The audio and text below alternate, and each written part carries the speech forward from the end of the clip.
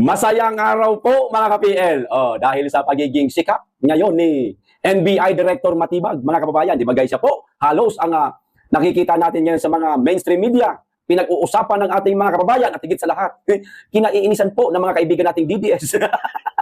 Walang iba, kundi itong si NBI Director Matibag, ang ating mga kababayan, mga ka-PL. Unti-unti na pong naghahaglap ng mga baho ng kanyang asawa na maaari pong i-connecta. Ayan, kay NBI Director Matibag. Katulad na lamang po mga kababayan, video, ipapanood ko po sa inyo. Ang kanyang asawa di umano na kongresista, mga kababayan, may sangkot din daw umano, mga kababayan, sa flood control scam. Naku, gaano kaya katotoo ito, mga kababayan? Kayo na lamang po ang humusga.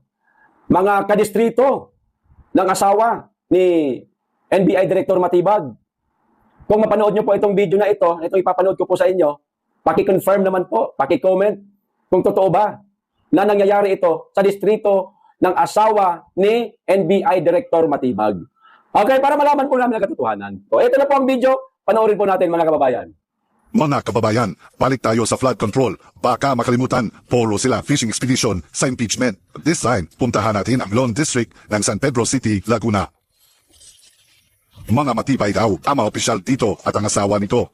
Masilip na ang mga proyekto nila kung matibay ba. First stop, Tunasan River, malapit sa La Maria Subdivision, River Protection na nakakahalaga ng 47 million pesos. Pero nasaan? Pat wala dito sa coordinates na ibinigay ng DPWH. 231 calendar days. Contract effectivity, March 31, 2025. Contract expiry date, November 16, 2025. Wala pa. Nasaan ang proyekto? Di pa lumpisahan? Damo, patay na creek lang ang makikita sa lugar. By the way, salamat po sa nagbigay ng footage. Kapitbahay mo daw siya, Atty. Matibag, sa property mo dyan sa lugar. Sa di kalayuan, sa Barangay San Antonio pa rin, isa pang protection structure sa kahabaan ng Tunasan River, malapit sa SLEX upstream, 345 calendar days. Contract effectivity, February 14, 2025. Contract expiry, January 24, 2026. O diba, dapat tapos na, pero ang accomplishment, 34.23% pa. Sa drone shot, parang wala kaming makita. Sa dalawang proyekto, isang contractor ang nakakuha lang nito. Ito ang Ben Labien Builders Corporation na nakabase rin sa Laguna. Sir Matibay, Sir Matibag, Director ng NBI, pwede magtanong o pakitanong na lang sa asawa mo, anong nangyari sa mga project sa distrito niya? Nagtatanong lang ho. Sir Matibag, please naman, paimbestigahan mo. Imagine, flood control project inilagay sa overlooking area. Diba? Tip po namin yan. Total, mahilig din kayo mamigay ng tip.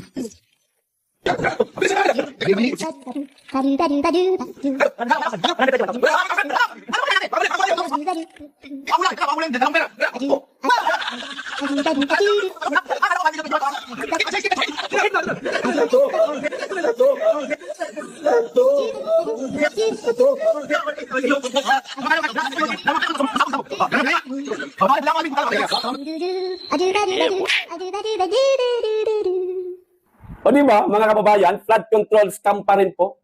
Dawit di umano, inilagay pa sa taas yung flood control. Ngayon lang ako nakakita na nasa tuktok ang flood control project, mga kababayan. O ano masasabi ninyo? Kayong mga taga Laguna, ayan, kadistrito ni Congressman Matibag, ayan, kayo na lamang pong humusga, mag-comment po kung gaano katotoo. Para malaman din po namin na hindi gawa-gawa itong video pinanood namin kasi hindi naman kami taga Laguna. Kayo po ang taga Laguna, kayo po ang makakapagsabi kung gaano po ito katotoo. Ngayon, kung meron po kayong mga litrato, mga video na maaaring ibigay nyo po sa akin, pakibigay nyo po, mga kababayan, na masegundahan po natin itong video ito. Malaman din po ng publiko kung sino-sino pa itong mga kongresistang nagkamal po ng limpak-limpak na nasalapi, ginamit po ang flood control project. Kasi yan po ngayon ang ang ginagamit nilang pagkakapirahan, mga kababayan. Pinaka-milking cow nila, ika nga. No? Systematic corruption nga, kung matatawag, idadaan sa flood control project, pero ang pera, ibubulsa di umano ng mga kawatang kongresista. Kung meron po kayong litrato, video na mibibigay po sa akin, ibigay nyo po, mga kababayan. Okay, ito pa isang balita. Nako, papayag pa ba tayo nito na mangyari ito, mga kababayan? Ayan Marcos admin, rushes, makupuras talaga ng nagmamadali to borrow 1 trillion in first quarter po, mga kababayan, ng 2026 ito. First quarter as global risk rise, mga kababayan. Kita nyo na, January, February, March, April, May. Baka nakautang na. May na ngayon Baka nakautang na po ng 1 trillion na kung saan naman kaya dadalhin mga kababayan, itong 1 trillion. Nako, hindi pa nagtatapos ang termino ni Junior Bangag, mga kababayan. Lagpas-lagpas na po sa naging utang ng dating Pangulong Duterte. Ang utang ni Junior Bangag, o kita nyo na. Ang laking pera ho yan. Kung idadaan ho yan sa tamang proyekto, maraming makikinabang yan. Pero may narinig ho ba tayo? May nakita ho ba tayo na proyekto ng Administrasyong Marcos? Wala. Umutang ng 1 trillion, napakalaking bagay ho yan. Nasaan na ho, mga kababayan? Sabi pa ng isang vlogger, si Bongbong Marcos daw po, ang nakapagbayad sa utang ng Pilipinas o inutang ni Duterte. Binayaran daw po ni Bongbong Marcos. Aba, teka, ano yan? 1 trillion, umutang na naman. Ganyan po kasi nungaling ang mga bangag vlogger, mga kababayan, para lang mapabangon nila ang kanilang Panginoon, yung totoong balita na kagaya po nito, mga kababayan, binabaliktad ho nila. Imbis na umutang ng 1 trillion, sasabihin ho nila, nakapagbayad ng 1 trillion. May mga saltik yung mga yan eh. Hindi ho nagsasabi ng totoo, hindi po nagbabase sa balita, kagaya ho niyan, mga kababayan. Di ba? Ganyan. Ganyan kainutil ang mga bagang na yan, mga kababayan. O ito pa, isa pa balita. Tungkol po ito sa mga sinabi ni Chavit Singson, mga kababayan, dito kay Madriaga. Bagamat tahimik na ngayon si Madriaga, hindi na pinababalik sa tawag dito sa Congress para tumistigo laban sa pangalawang Pangulo. Aba, maging si Chavit Singson, nadali pala nitong mamang ito. Scammer nga kung tawagin niya eh. O ito yung video, panoorin po natin. Inilahad sa publiko ni former Ilocos Sur Governor Chavit Singson kung paano siya pinirahan at in-scam ni Ramil Madriaga, ang witness na lumitaw sa House Justice Committee para sa impeachment complaint laban kay Vice President Sara Duterte. Si MJ Mondihar sa report! Yung tumestigo kay Vice Inday Sara na Madriaga ba yun?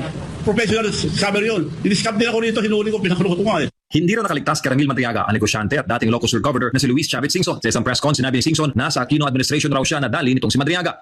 Ang kwento ko, yung time ni Noynoy Aquino. Tulungan mo nga ako, itong kapatid ni Noynoy na kapatid sa labas. Daling dalang PSG, hindi PSG. Mga scammer. Nabigyan niya raw ng pera noon si Madriaga pero nang umulit pa ay dito na raw siya nagduda. So, binigyan ko din ng pera, tapos balik sila. Meron kami video, bibigyan namin sa'yo. Dami namin deliver na, ito mga witnesses, PSG, na video. Kung totoo yan, sige, bigyan nyo sa akin. Pero kailangan gastusan natin. 10 million hindi sa akin. 10 million, tapos tinawag ko yung security ko. Batayan nyo mga lahat to, kapkapan nyo lahat ako. Umamin lahat sila. Yung kapatid ni Noy Noy sinasabi, patawarin mo ako sir, janitor lang ako sa isang eskwelahan, natakot ako dahil marami sila marin. So mga scammer, lahat yung PSG puro scammer. Headed by Madriaga. Si Madriaga ay tinuturing na star witness sa impeachment complaint laban kay VP Sara Duterte. Sa kanyang testimonya sa House Committee on Justice noong April 14, sinabi nito na siya raw mismo ang nag-deliver na nasa 125 billion pesos na confidential funds sa 3 lokasyon sa loob lamang ng 24 oras noong 2022 sa utos raw ni VP Sara. Ibinunyag rin niya ang umunoy ouster plot ng pamilya Duterte laban kay Pangulong Bongbong Marcos Jr. Nagsilbi rin daw siya bilang bank dummy para sa mga Duterte kung saan may mga bank account na nakapangalan sa kanya na naglalaman ng milyong-milyong piso. Si Madriaga naman ay hinugot sa Camp Bagong Diwa sa Taguig bago tumistiko sa kamera. Siya nakakulong sa kasong kidnap for ransom noong pang 2023. Pinahulaan na naman ng kampo ni VP Sara ang mga bintang ni Madriaga. Hindi na sila nakapili ng credible na. Kita nyo na, walang pinipiling tao. Mga harap-harapan po, hinold up si Manong Chavit. Hininga ng 10 milyon. Buti na lang, mautak yung matanda. Di pinakapkapan niya. Ayun, nalaman po, mga kababayan, ang isa pala sa mga kasamahan ni matibag naman tuloy, ni Madriaga. Kasi magkakatunog ko sila. Madriaga, janitor, kinuha lang, binigyan ng baril, para harap-harapang mangikil, tawag dito, mangiskam, manloko, kay Manong Chavit. Tapos papaniwalaan ng mini trial, mga kababayan, na si Madriaga totoong star witness yan sa impeachment kay VP Inday Sara. Pinaniniwalaan pa ho nila. Ganyan na po kabulok ngayon ang mga mambabatas. Ang House of Representatives, mga kababayan, at ang Senate, wala na. Bulok na po, mga kababayan. Tama nga ang sinabi ni Percy Lapid na naliligid na po ng sindikato ang administrasyon ni Marcos. Di umano. Ayun po yun. Sa namayapang si Percy Lapid. Kaya nga tinira yun, mga kababayan para mapatahimik Kasi meron pong nagbibigay ho sa kanya ng mga impormasyon. Ayun. Okay, so hanggang dito lang po. Maraming salamat. Pag-iingat kayo lagi at higit sa lahat. Mahalin po natin ang Pilipinas.